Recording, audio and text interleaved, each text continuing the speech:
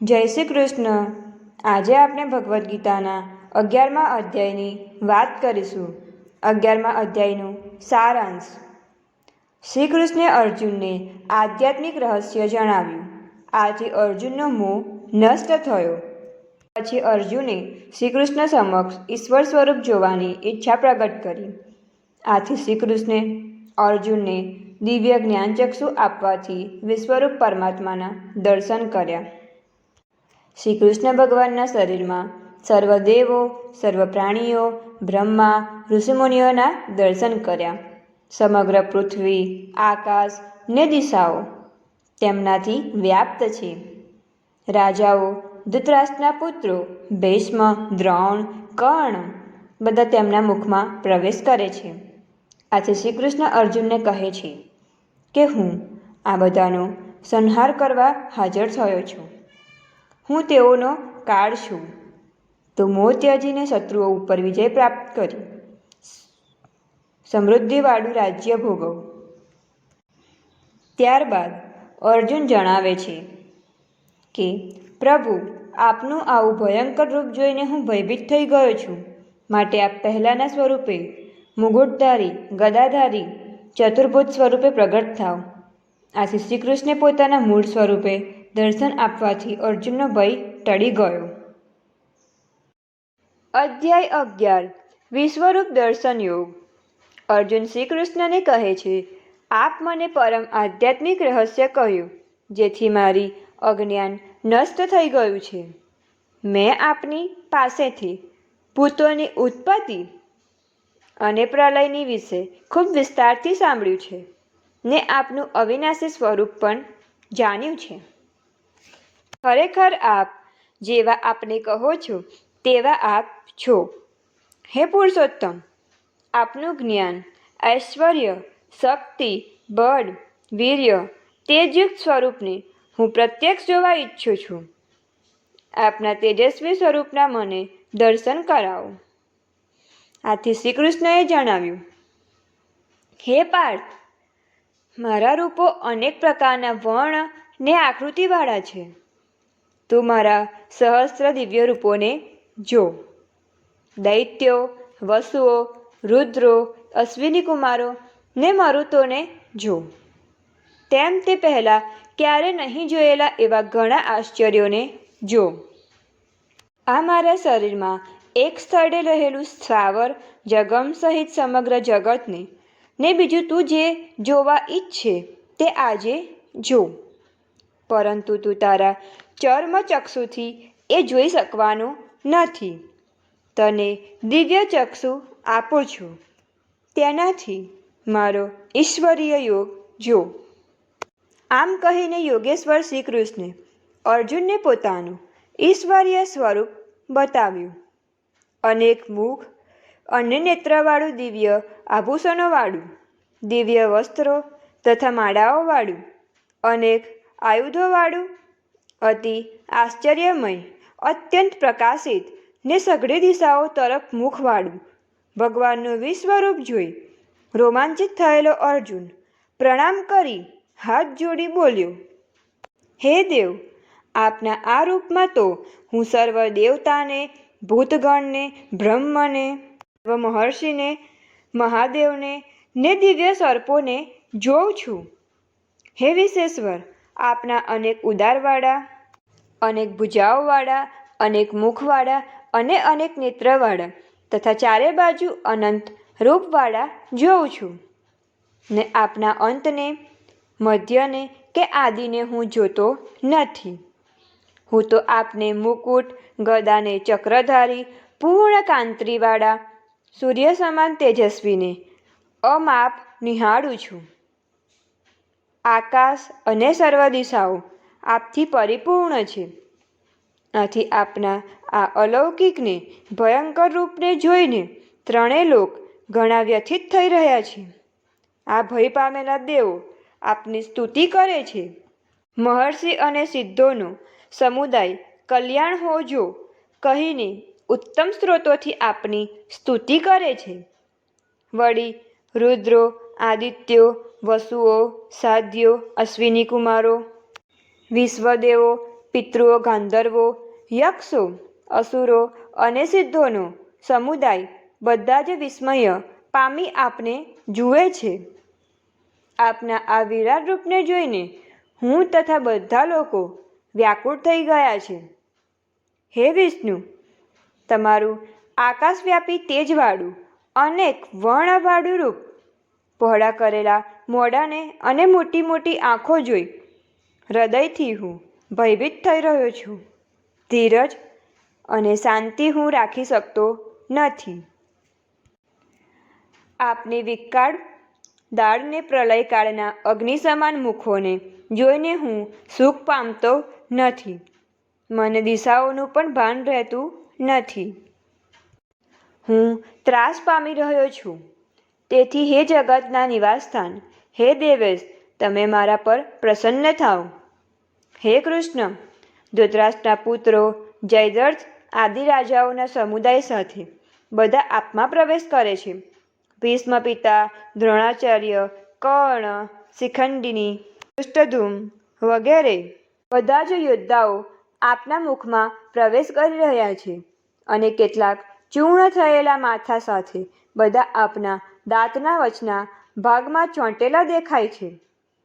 જેમ નદીનો પ્રવાહ સમુદ્ર તરફ જઈ સમુદ્રમાં સમાઈ જાય છે તે પ્રમાણે ઘણી ઝડપથી પતંગિયાની જેમ સળગેલા આ લોકો નાશ માટે આપના મુખમાં પ્રવેશે છે.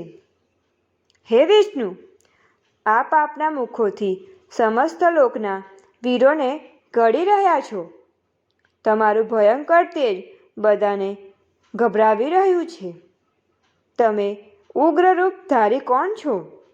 કૃપા કરીને મને કહો, હું આપને નમસ્કાર કરું છું. આપ મારા પર પ્રસન્ન થાઓ. આપના આ વિશેષ રૂપને હું જાણવા ઈચ્છું છું. શ્રી કૃષ્ણે અર્જુનને જવાબ આપ્યો, હે અર્જુન, હું બધા લોકોનો નાશ કરવાવાળો મહાકાળ છું. આ સમયે આ લોકોનો નાશ કરવા માટે હું પ્રવૃત્ત થયો છું. આથી કરીને બંને સૈન્યમાં જે યોદ્ધાઓ ઊભા છે તેઓ તું યુદ્ધ નહીં કરે તો પણ બચશે નહીં, નાશ પામશે. માટે હે અર્જુન, તું ઊભો થઈ જા ને યશ મેળવ. શત્રુઓને જીતીને ધન ધાન્યવાળું રાજ્ય ભોગવ. મેં આ લોકો પ્રથમથી જ મરેલા છે તો તું માત્ર નિમિત્તરૂપ બની જા.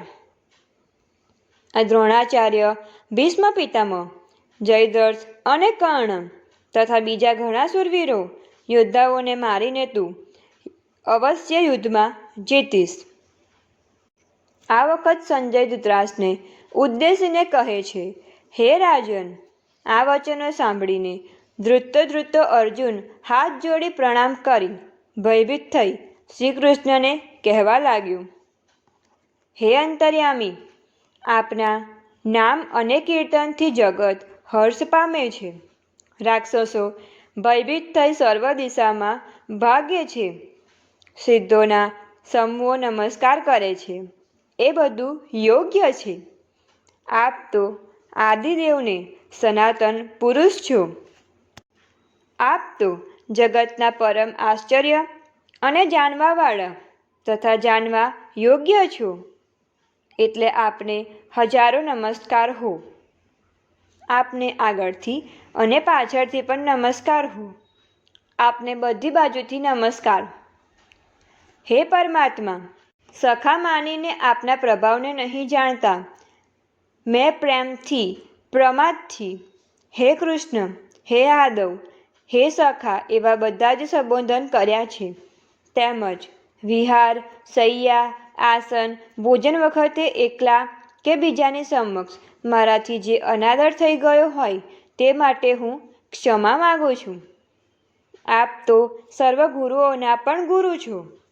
આપના ચરણોમાં પ્રણામ કરી વિનંતી કરું છું કે જેવી રીતે પિતા પુત્રના, મિત્ર મિત્રના, પતિ સ્ત્રીના અપરાધને ક્ષમા કરે છે તેવી રીતે આપ મારા અપરાધને ક્ષમા કરવાને યોગ્ય છો.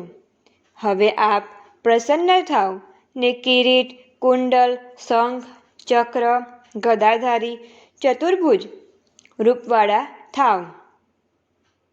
શ્રી કૃષ્ણ કહે છે, હે અર્જુન, તે મારું જે આ વિરાટ સ્વરૂપ જોયું તે તારા વિના બીજાએ પહેલાં જોયું નથી. તેથી તે રીતે હું ન વેદોથી, ન તપથી, દાનથી કે ન યજ્ઞથી જોવા મળું. તું ભયરહિત થઈ મારું ચતુર્ભુજ રૂપ ફરીથી જો. આ સમયે સંજય ધૃતરાષ્ટ્રને ઉદ્દેશીને કહેવા લાગ્યો, હે રાજન, આ પ્રમાણે કહી ભગવાન શ્રી કૃષ્ણે અર્જુનને પોતાના ચતુર્ભુજ સ્વરૂપનું દર્શન કરાવ્યું. અર્જુન આ સ્વરૂપ જોઈ આનંદ પામી બોલ્યો, હે જનાર્દન, આપના અતિ શાંત સ્વરૂપને જોઈને મારું ચિત્ત શાંત થયું છે, મારો ભય દૂર થયો છે ને હું સ્વસ્થ બન્યો છું. શ્રી કૃષ્ણ કહે છે, હે અર્જુન, આ રૂપ જોવા દેવો સદા તત્પર રહે છે.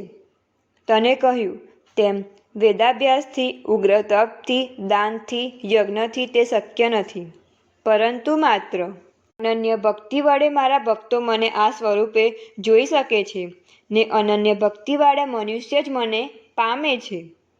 હે પાંડવ, જે મારો ભક્ત મારા માટે કર્મ કરનારો, મારે પરાયણ રહેનારો, આસક્તિ વિનાનો ને સર્વ પ્રાણી પ્રત્યે વહેર રહિત હોય તે મને પામે છે. અતિ શ્રીમદ ભગવદ્ ગીતામાં શ્રી કૃષ્ણ અર્જુન વચ્ચે થયેલ સંવાદમાં વિશ્વરૂપ દર્શન યોગ નામનો 11મો અધ્યાય સંપૂર્ણ. 11મા અધ્યાયનું મહાત્મ્ય ફળ. ભગવાન શ્રી શંકર પાર્વતીજીને અને ભગવાન શ્રી વિષ્ણુ લક્ષ્મીજીને કહે છે કે હવે તમે 11મા અધ્યાયનું મહાત્મ્ય ફળ સાંભળો. વિવાહ મંડપ નામના નગરમાં હોલિકા નામે એક બ્રાહ્મણ રહેતો હતો. તે ખેતીનું કામકાજ કરતો હતો. એક દિવસ તે રખેવાળી કરતો હતો ત્યારે કેટલાક જંગલી પ્રાણીઓએ ત્યાંથી પસાર થતા એક મુસાફરને મારી નાખ્યો. ત્યાંથી પસાર થતા મહાત્માએ આ જોયું અને આ બ્રાહ્મણને તિરસ્કાર કરતા કહ્યું કે તારે આ મુસાફરને બચાવવો જોઈએ. તેને બદલે નિષ્ક્રિય રહીને જોઈ રહ્યો, આથી તું રાક્ષસ થા. આ શાપ આપ્યા પછી તે બ્રાહ્મણ કરગવા માંડતા મહાત્માએ કહ્યું, કોઈ ગીતાજીના 11મા અધ્યાયનો પાઠ કરી તને તેનું મંત્રેલ પાણી તારા ઉપર છાંટશે તું ત્યારે આ શાપમાંથી મુક્ત થઈ જઈશ. આ બ્રાહ્મણ રાક્ષસ બનતા બધાને ત્રાસ આપવા લાગ્યો. આથી ગામ લોકોએ ભેગા થઈ એક ધર્મશાળામાં તેને રહેવા વિનંતી કરી અને ધર્મશાળામાં જે કોઈ આવે તેનો ભોગ લેવા આ ગામ લોકોને પરેશાન ન કરવા કહ્યું. એક દિવસ આ ધર્મશાળામાં એક બ્રાહ્મણ આવ્યો. બીજે દિવસે આ બ્રાહ્મણ જીવતો જોઈ ચોકીદારને ગામ લોકો આશ્ચર્ય પામ્યા. ચોકીદારે આ બ્રાહ્મણને અહીં રહેવા કહ્યું. એવામાં બન્યું કે આ ચોકીદારના પુત્રનો મિત્ર ધર્મશાળામાં એક દિવસ માટે રહેવા આવ્યો હતો. તેથી સાથે ચોકીદારનો પુત્ર પણ રહી ગયો. બીજે દિવસે સવારે આ બંનેને રાક્ષસે મારી નાખ્યા. ચોકીદારે આ રાક્ષસને કહ્યું કે આ ધર્મશાળામાં જે બ્રાહ્મણ ઉતર્યો છે તે જો ગીતાજીના 11મા અધ્યાયનો પાઠ કરી તેના પર મંત્રેલું જળ અમારા ત્રણેય ઉપર છાંટશે તો બધા જ સજીવન થઈ જઈશું. ચોકીદારે આ બાબતની જાણ બ્રાહ્મણને કરી. બ્રાહ્મણે તે મુજબ કરતા રાક્ષસનો તેની યોનિમાંથી અને 2 મિત્રોનો પણ ઉદ્ધાર થયો. તેઓ ત્રણે વિમાનમાં બેસી વૈકુંઠ લોક જવા લાગ્યા. ત્યારે ચોકીદાર પોતાના પુત્રને રોકવા લાગ્યો. આથી પુત્રે કહ્યું કે આ સંસારમાં દરેક પોતાના કર્મ અનુસાર આવે છે અને જાય છે. કોઈ સમયે હું તો કોઈ સમયે તમે પિતા તરીકે અને પુત્ર તરીકે પાઠ ભજવી ચાલ્યા જઈએ છીએ. તમે જોયું કે ગીતાજીના 11મા અધ્યાયના પાઠના મંત્રેલા જળથી અમારો ઉદ્ધાર થયો. તેમ તેમ પણ તમારો ઉદ્ધાર કરવા બ્રાહ્મણ પાસે ગીતાજીનો 11મો અધ્યાય સાંભળજો. ચોકીદારે આ મુજબ કરતા તેનો પણ પાછળથી ઉદ્ધાર થયો અને તે મુક્તિ મેળવી વૈકુંઠ લોક પામ્યો. તો આજનો આ અધ્યાય સંપૂર્ણ. તો તમે અમારી ચેનલને લાઇક, શેર એન્ડ સબસ્ક્રાઈબ કરજો.